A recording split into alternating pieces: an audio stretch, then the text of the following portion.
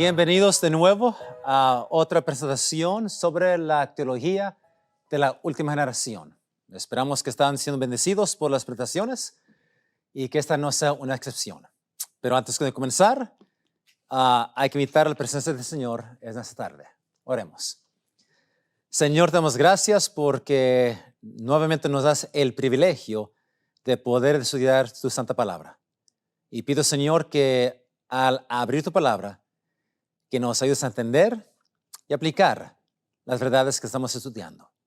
Pedimos tu presencia, Señor, en el nombre de Jesús. Amén. Cuando se habla de la última generación, esta generación que va a ser la última de este mundo, que va a estar vivos cuando Cristo venga, esa generación que la Biblia identifica como los 144,000, hay mucho que se tiene que decir de ese grupo. Pero ¿qué es lo que sabemos de este grupo? ¿Qué sabemos de ese grupo? Hay muchas ideas, muchas especulaciones. Pero hay cosas que sí sabemos muy claras. Para comenzar, en la superficie, sabemos que este grupo de santos vivientes son aquellos que nunca van a conocer la muerte. Ellos nunca van a ser resucitados porque nunca van a morir. Pero también en la superficie podemos ver que este es un grupo muy especial. ¿Y por qué? Bueno, para comenzar, ellos son los que van a vivir durante el tiempo de angustia. Un tiempo que jamás ha habido desde que hubo una nación. Ese tiempo de angustia que se menciona en Daniel 12:1, ese grupo, esa generación va a vivir en ese tiempo. Ellos van a tener una experiencia que ningún otro grupo ha tenido desde los días de Adán. Pero no solamente eso. Si vamos a Apocalipsis 14, donde se menciona los 144,000, en el versículo 4 leemos lo siguiente. Dice, estos son los que con mujeres no fueron contaminados, porque son vírgenes. Estos los que siguen al Cordero, por donde quiera que fuere, estos fueron comprados de entre los hombres por primicias para Dios y para el Cordero. Así que este grupo, los 144,000, van a tener privilegios especiales en el cielo que ningún otro grupo va a tener. Ellos son los únicos que van a tener el privilegio de ir con Cristo donde quiera que Él vaya por todo el universo. ¿Y se puede imaginar, hermanos, ese privilegio de ir con Cristo donde quiera que Él vaya? ¡Wow! Pero no solamente eso. Si vamos a Apocalipsis 7, donde también se menciona este grupo, los 144,000, leemos en Apocalipsis 7:15, donde dice, por esto están delante del trono de Dios y les sirven día y noche en su templo. Así que los 144,000 son los únicos que van a poder entrar en el templo de Dios. No solamente van a poder ir con Cristo donde quiera que Él vaya en el universo, pero son los únicos que van a tener el privilegio de entrar en el templo. Wow. La hermana White, siempre en armonía con la Biblia, cuando describe su primera visión, ella dice, en Primeros Escritos, página 18, dice, describiendo lo que ella miró, toda clase de árboles hermoseaban los alrededores del templo. El boj, el pino, el abeto, el olivo, el mirto, el granado y la higuera doblegada bajo el peso de sus maduros higos, todos embellecían aquel paraje.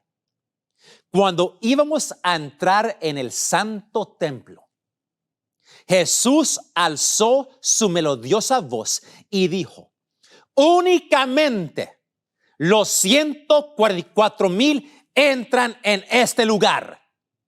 Y exclamamos: aleluya.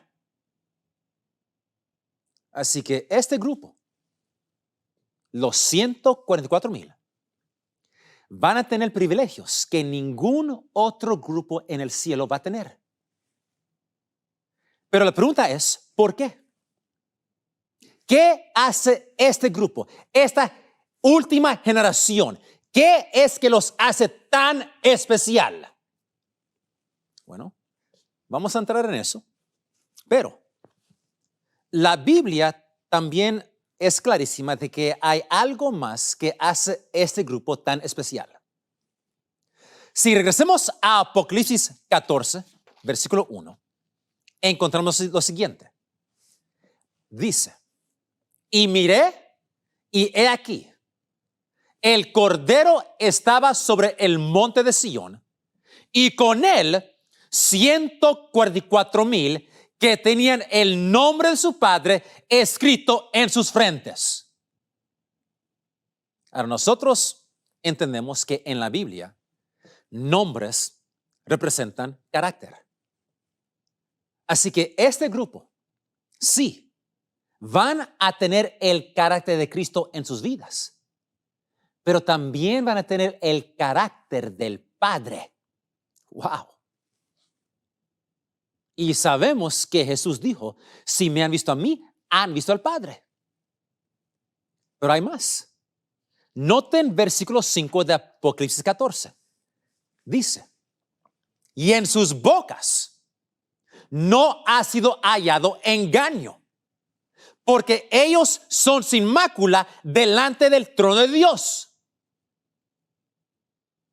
Ahora lo interesante es, hermanos, que el apóstol Pedro, cuando está resumiendo la vida y carácter de Cristo, él usa las mismas palabras de Juan en describiendo los 144,000.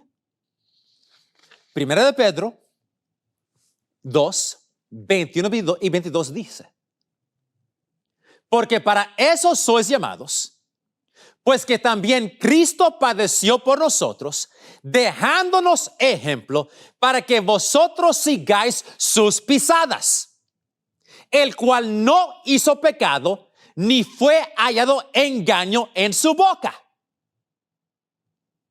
Las mismas palabras que se usa para describir los 144,000. Y en describiendo la última generación, noten cómo el profeta Sofonías describe esta última generación. Sofonías 3:13 dice: el remanente de Israel no hará iniquidad, ni dirá mentira, ni en boca de ellos se hallará lengua engañosa. Porque ellos serán apacentados y dormirán, y no habrá quien los espante. Así que, en describir la última generación, el remanente de Israel, la Biblia usa las mismas palabras que se usa para describir el carácter de Cristo. No hizo pecado, ni engaño fue hallado en sus bocas. Esta generación va a reflejar el carácter de Cristo. Así que claramente, este es un grupo muy especial, porque ellos van a poseer en la hora más oscura de este mundo el carácter de Cristo plenamente, perfectamente revelados en su vida. Y eso, hermanos, es una promesa tremenda. Pero quisiera que miramos una cita que se encuentra en Conflicto de los Siglos, página 599. Aquí dice: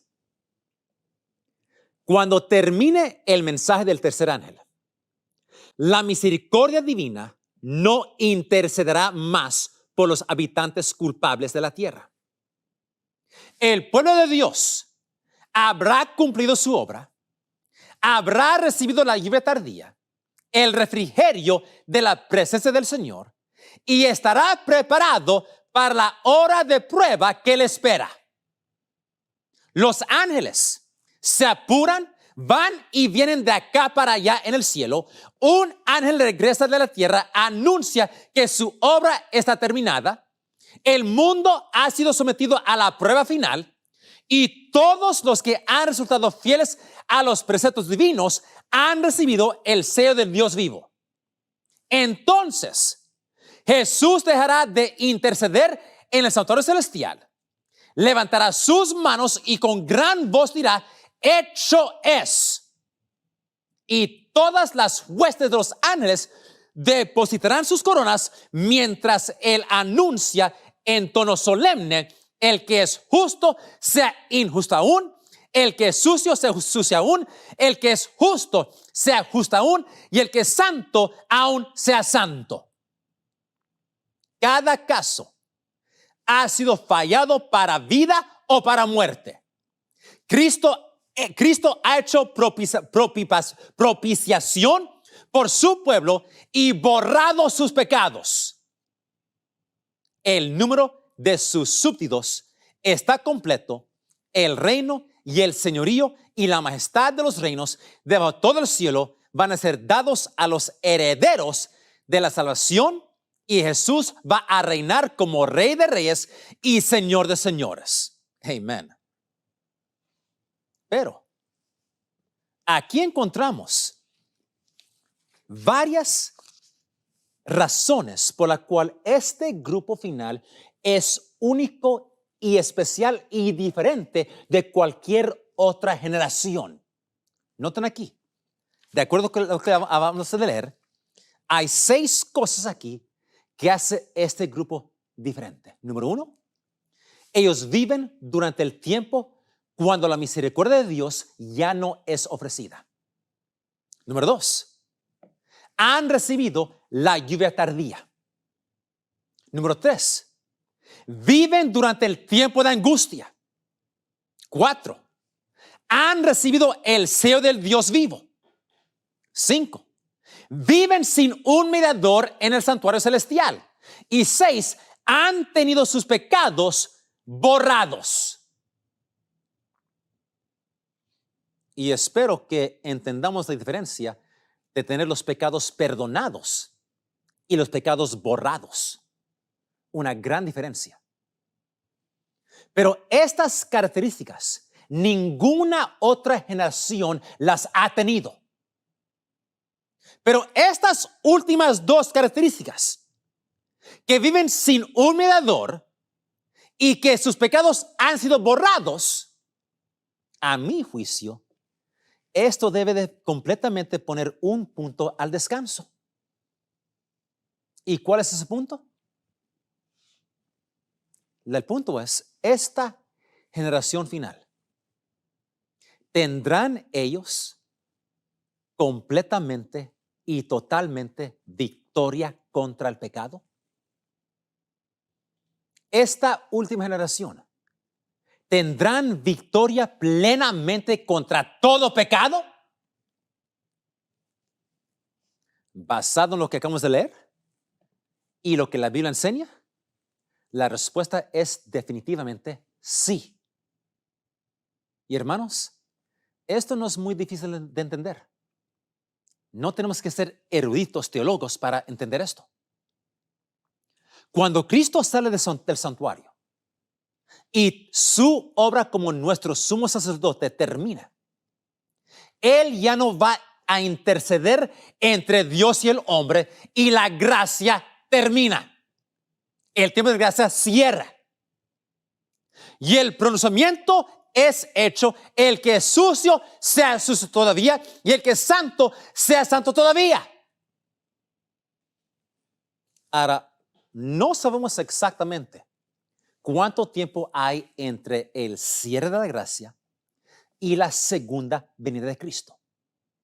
Hay algunos que creen que va a ser 1 año, pero sabemos que va a ser más de 1 o 2 días. Pero el punto es, el tiempo que sea, una semana, un mes, un año. El punto es, si uno del pueblo de Dios peca durante ese tiempo, cuando ya no hay gracia, cuando ya no hay sumo sacerdote en el santuario celestial, si uno peca durante ese tiempo y todavía es salvado, entonces eso quiere decir que van a haber gente que van a ir al cielo con pecados no confesados y no perdonados. Porque cuando Cristo termina su obra en el santuario celestial, el perdón ya no es posible, la salvación ya no es posible.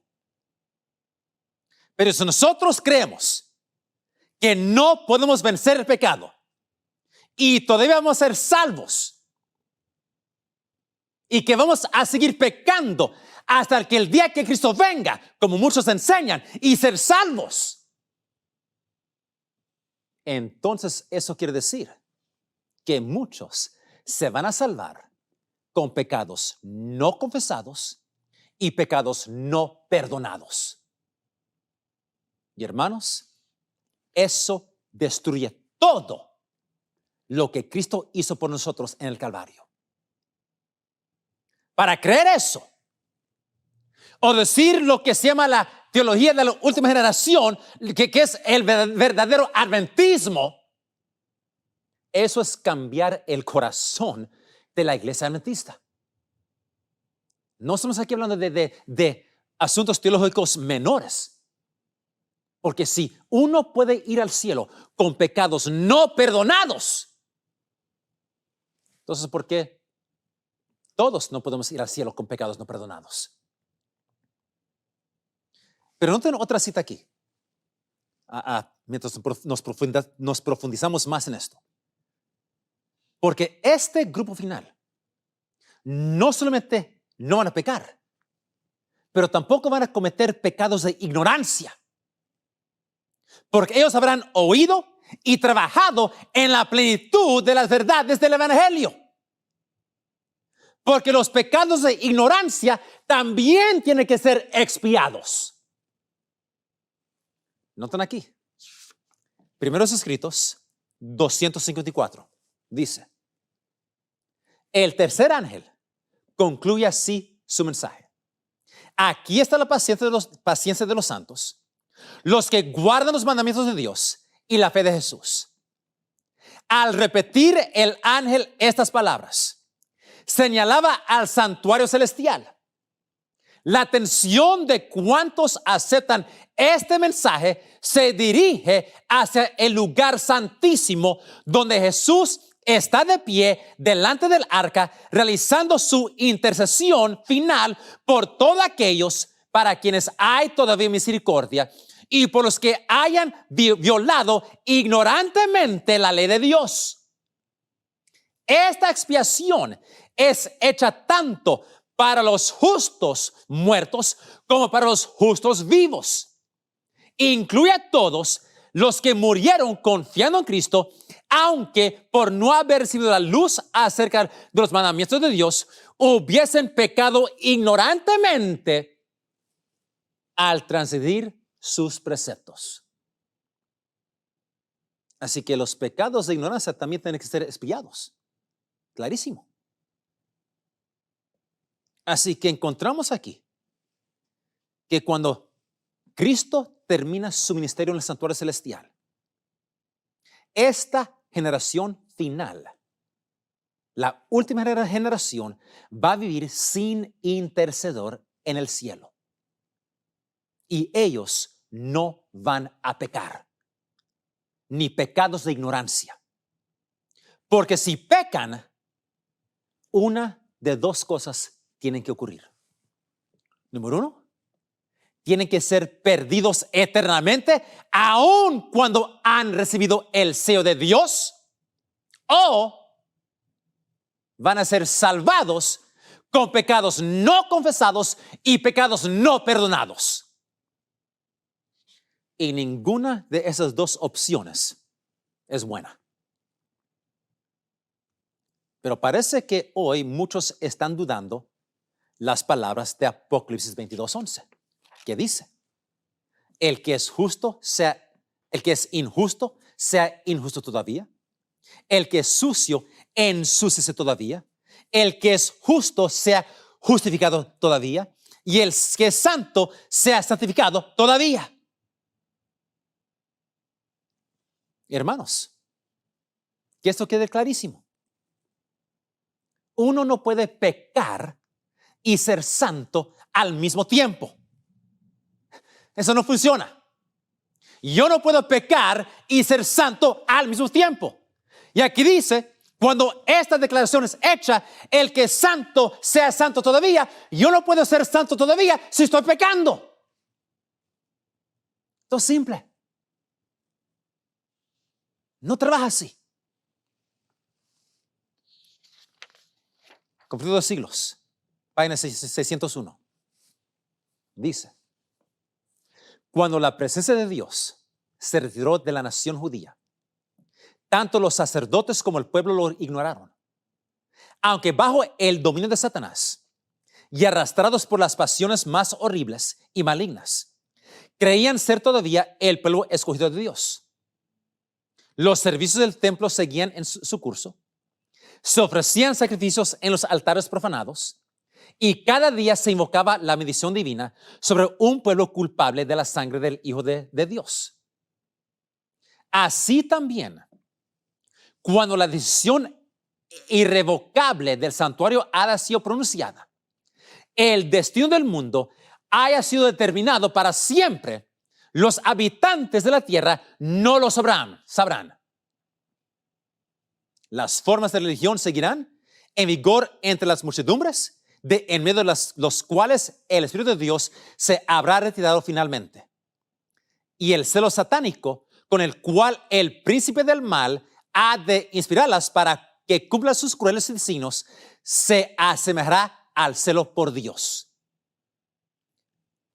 Pero el punto es, cuando la decisión es hecha en el santuario y cuando es pronunciado, el que sucio sea sucio todavía, el que santo sea santo todavía, todo está hecho, está fijo.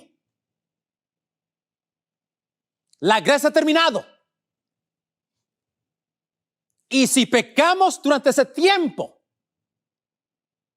vamos a ir al cielo con pecados no perdonados, no confesados, y eso es una blasfemia. O vamos a estar perdidos eternamente, aun cuando tenemos el sello del Dios. Ahora, cuando esa decisión irrevocable es hecha y el pronunciamiento es declarado, esta última generación va a entrar en otra experiencia. Ellos van a entrar en la prueba más difícil, más dura que cualquier otra generación ha tenido que pasar desde Adán. Ellos van a entrar en lo que la Biblia llama el tiempo de angustia. Y pavorosos son los desafíos y la prueba que esa última generación va a tener que sobrevivir. Dice, Conflicto de siglos 604. Mientras Satanás acusa al pueblo de Dios, haciendo hincapié en sus pecados, el Señor le permite probarlos hasta el extremo. La confianza de ellos en Dios, su fe y su firmeza serán rigurosamente probadas. El recuerdo de su pasado hará decaer sus esperanzas, pues es poco el bien que pueden ver en toda su vida. Reconocen plenamente su debilidad e indignidad. Satanás trata de aterrorizarlos con la idea de que su caso es desesperado, de que las manchas de su impureza no serán jamás lavadas. Espera así aniquilar su fe, hacerles ceder a sus tentaciones y alejarlos de Dios.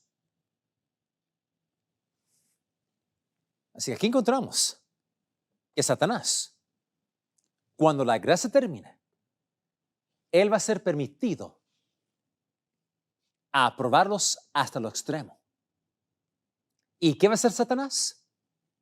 Él va a poner los pecados del pueblo de Dios en una forma tan viva, tan grande, lo va a tirar en la cara de ellos y de Dios, y va a decir a Dios: Dios, tú no puedes perdonar a ellos y destruirme a mí. Mira sus pecados. Mira lo que han hecho. No es justo de que yo sea echado y ellos tomen mi lugar. Y Satanás viene contra ellos, tentándolos con los pensamientos de que sus casos son sin esperanza. Y noten, Satanás no los tienta a cometer pecado. Él los tienta con el pensamiento de que sus pecados no pueden ser perdonados, que ellos no pueden ser aceptados por Dios. ¿Y por qué los tenta de esta manera, hermanos? ¿Por qué? Porque los santos ya han vencido todo pecado en sus vidas. Y no hay nada que Satanás pueda usar para causarlos a pecar. Y por eso, él tiene que atacar de otro ángulo. Tratar de que ellos, que su fe sea aniquilada. Destruir su confianza en Dios con los pensamientos de que no pueden ser aceptados. Y entonces, tratar de causarlos a que pequen.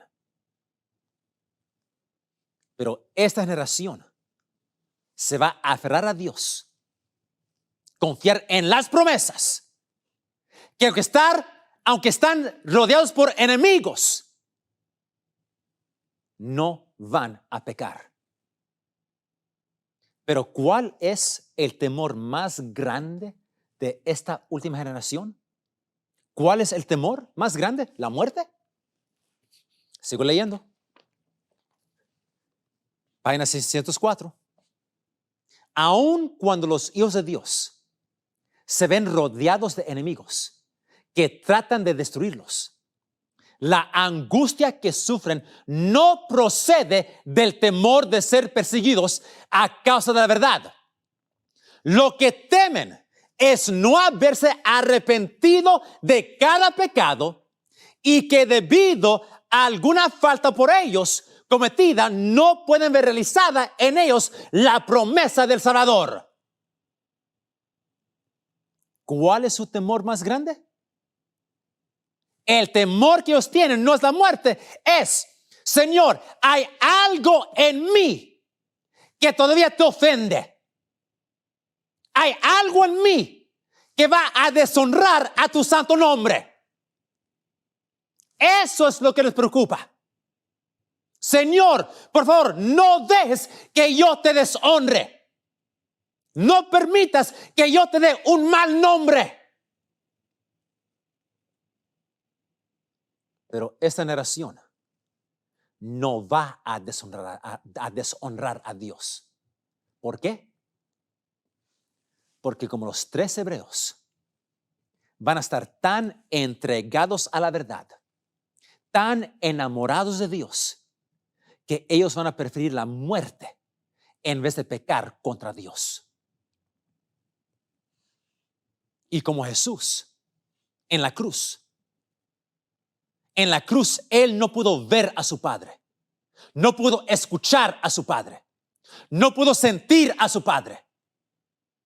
Este grupo, los 144,000, también van a sentirse completamente abandonados por Dios. Y como Jesús, que lo único que Jesús pudo hacer es mirar a la experiencia que Él tuvo con su Padre. Y basado en esa relación que Él tuvo, Cristo en la cruz pudo decir, Padre, aunque no te veo, aunque no te escucho, aunque no te siento, basado en mi experiencia contigo, yo sé que te puedo confiar. Y los 144,000 van a mirar a su arrepentimiento del pasado. Y aunque están en la hora más oscura de este mundo, y cuando toda la tierra y el infierno está contra ellos, ellos no van a pecar.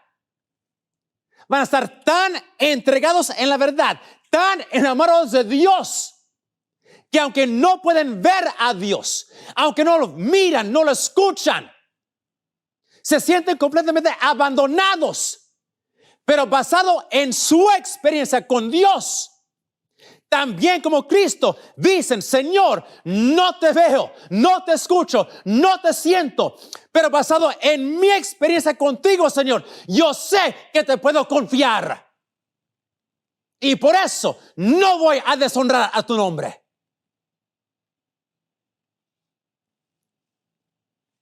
Pero pregunta, ¿por qué es que Dios permite que esta última generación pase por un tiempo de angustia tan terrible? ¿Por qué? ¿Qué punto está haciendo Dios? Bueno, cuando miramos al plan de salvación, encontramos que hay dos grupos de seres no caídos. Hay ángeles no caídos y los habitantes de los billones de mundos que Dios creó que tampoco han caído. Ellos son diferentes que nosotros en el hecho que ellos no han pecado. Y estos seres no caídos requieren una aseguranza perfecta de que por las edades de la eternidad el pecado jamás va a surgir otra vez. Y para ellos, Dios le da esa aseguranza. Porque ellos son los testigos de esta prueba final, de que los 144,000, en la hora más oscura de la historia de este mundo, ellos no van a pecar. Y entonces se va a ver dos distintas clases de personas que se han desarrollado en esa tierra. ¿Quiénes son? Número uno, los perdidos. Los perdidos habrán demostrado que aun si Dios le sigue rogando por medio de su Espíritu Santo por la eternidad, ese grupo jamás va a responder al llamado de la salvación. Jamás. En la otra mano, aquellos que habrán demostrado que si Satanás fuera permitido atentarlos por la eternidad, ellos nunca más van a pecar contra Dios. Un contraste de generaciones tremendo. Y en esta demostración, el universo está seguro. Nunca más seres no caídos van a tener la más mínima duda del que pecado va a surgir otra vez. Una gran diferencia. Gran contraste. Así que, ¿cuál es la diferencia entre esta última generación y las otras generaciones anteriores? Bueno, hay 6. Número 1. Es la única generación de redimidos que no conocerán la muerte. Número 2. Serán la única generación que recibirá el sello de Dios. Número 3. Será la única generación que serán completamente sin falta. No como otras generaciones del pasado, los 144,000 no cometerán pecado ni pecados de ignorancia. Número 4. Ellos vivirán en la hora más oscura de la historia del mundo sin mediador. Número 5. Ellos viven durante el tiempo de angustia. Y número 6. Ellos tendrán sus pecados no solamente perdonados, pero también borrados. Y por eso, la hermana White dice, ninguno sino los 144,000 pueden aprender el cántico, pues es el cántico de su experiencia. Una experiencia que ninguna otra compañía ha conocido jamás. Pero hay que hacer otra pregunta. Sabemos que Cristo, en su vida y muerte, vindicó el carácter de Dios. Jesús contestó los cargos, las acusaciones de Satanás. Pero cuando Jesús murió, la gran controversia no concluyó, no terminó. Aun cuando Jesús probó que la ley es justa y Dios justo, la gran controversia no terminó. Porque si hubiera terminado, ¿por qué Dios permitió más de 2,000 años de sufrimiento en este mundo? ¿Por qué? Leo. Textos Adolescentes, página 771. Y aquí habla después de la cruz. Dice, sin embargo, Satanás no fue destruido entonces. ¿Por qué? Entonces la cruz. Los ángeles no comprendieron ni aún entonces todo lo que entrañaba la gran controversia. Los principios que estaban en juego habían de ser revelados en mayor plenitud. Y por causa del hombre, la existencia de Satanás debía continuar. Tanto el hombre como los ángeles deben ver el contraste entre el príncipe de la luz y el príncipe de las tinieblas. El hombre debía elegir a quién quería servir. Así que en la cruz, aún en la cruz, los ángeles no comprendían todo lo que entrañaba la gran controversia.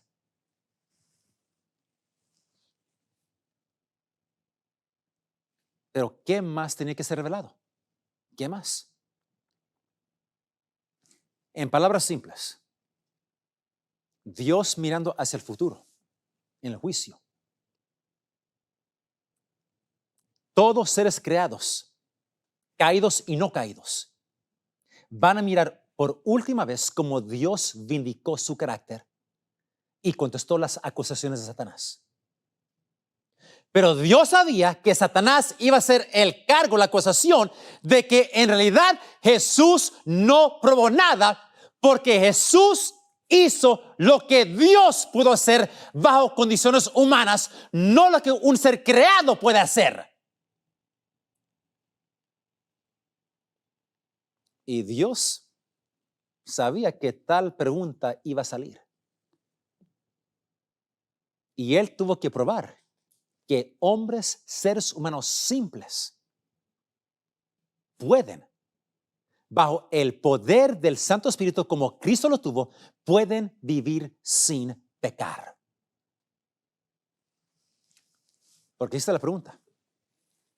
La pregunta. ¿El pecado se puede vencer? Escuchen. En otras palabras, el ministerio de Cristo en el santuario, no solo para perdonar, pero para dar poder. Esa obra trabaja, funciona, es eficaz. El ministerio de Cristo en el lugar santísimo ¿Trabaja? ¿Funciona? Esa es la pregunta ante el universo. Esa pregunta Satanás lo pone en la cara de Dios. Mira al mundo, los pecadores.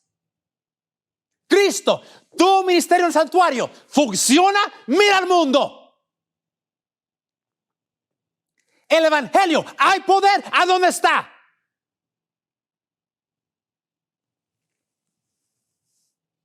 Siglo tras siglo, parece que la obra de Cristo en el santuario no tiene poder. No es suficiente. Pero lo es. Hermanos, hoy tenemos el privilegio de entrar en el santuario por medio de la sangre de Jesús. Y cuando nosotros verdaderamente entramos en el santuario por fe en la sangre de Cristo, vamos a estar en comunión con nuestro sumo sacerdote. Y ahí vamos a tener el deseo sincero de condenar el pecado en nuestra carne. Y vamos a desarrollar un odio para el pecado. Porque clamar el nombre de Cristo y no su poder de vencer, eso es un evangelio falso. Creer en la gracia que perdona, pero no en la gracia que da poder para vencer, es un evangelio falso. Y a Satanás no le importa. No le importa a Satanás si solo enfocamos en el perdón de Dios, pero ignoramos el poder de Dios. Y por eso hoy solo escuchamos de la cruz. Y la cruz es gloriosa, hermanos. Pero casi nunca escuchamos de la obra de Cristo en el santuario celestial. Casi nunca. Y eso es una estrategia satánica. Pero gloria a Dios, hermanos, sí podemos vencer. ¿Y cómo sabemos? Porque Cristo venció. Y Él probó a Satanás un mentiroso. Y por esa razón, Cristo tuvo que ser hecho como nosotros en cada aspecto, tentado en cada manera que somos tentados y no pecó. Y vindicó el carácter de Dios. Pero esta generación van a ser testigos de que seres humanos en la hora más oscura de la historia de este mundo pueden resistir y vencer al pecado como Cristo lo venció. Pero la vida de Cristo es una fase de la vindicación. Porque la pregunta es, la gracia de Dios en dar poder, ¿se puede vencer? Y en la vida de esa nación que vence el pecado, va a dar evidencia del poder y la gloria de Dios. Y jamás se va a preocupar si el hombre que una vez fue rebelde, si otra vez se va a rebelar contra Dios. Jamás.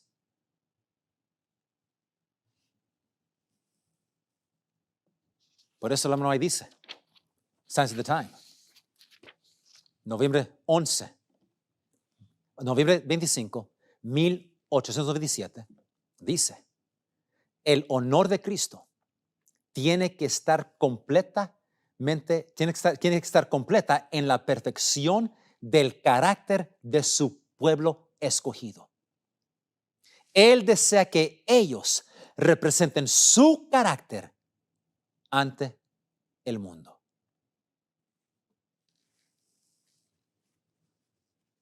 Así que, hermanos, gloria a Dios. El ministerio de Cristo sí funciona, sí sirve. Y este grupo final, será una generación especial. Ellos van a completamente, pues, resolver la gran controversia. Ellos van a vindicar no solamente su carácter, pero también el carácter, el gobierno y la ley y la justicia de Dios. Y por eso, este grupo tendrán privilegios que ningún otro grupo tendrá. Ellos van a cantar el cántico de Moisés. ¿Por qué? A mí me encanta la música. Negro spirituals. Negro spirituals son música, por ejemplo, que los esclavos aquí en este país cantaban. Eran canciones que indicaban cómo escaparse, canciones de su experiencia como esclavos. Cuando se canta como se debe cantar, es música linda, tremenda, poderosa. Yo he cantado en coros. He cantado Negro spirituals. Me encantan. Pero yo no puedo cantar un Negro spiritual como los esclavos. ¿Por qué? Porque yo no sé lo que es ser esclavo. Yo nunca he sido esclavo. A mí, mi libertad nunca la he perdido. Puedo escucharlos. Puedo a lo mejor estar con ellos, pero yo no puedo cantarlo como ellos, porque ellos tienen una experiencia que yo nunca he tenido. Y por eso, los 144,000, por su experiencia, pueden cantar ese cántico de Moisés, cántico del Cordero, porque es un cántico de su experiencia, una experiencia que ninguna otra generación habrá tenido. El desafío es, hermanos, ¿vamos a ser nosotros esa generación que va a terminar la obra? ¿Vamos a ser nosotros esa generación que va realmente resolver esta cosa de la gran controversia? Ese es el desafío. El punto de esto, hermanos, vamos a ser nosotros que vamos a terminar de completamente vindicar no solamente nuestras vidas, pero también la ley, el gobierno, la justicia y el carácter de Dios. Eso es lo que Dios espera y desea de nosotros en esta generación. Y que así sea, hermanos. Que Dios los bendiga.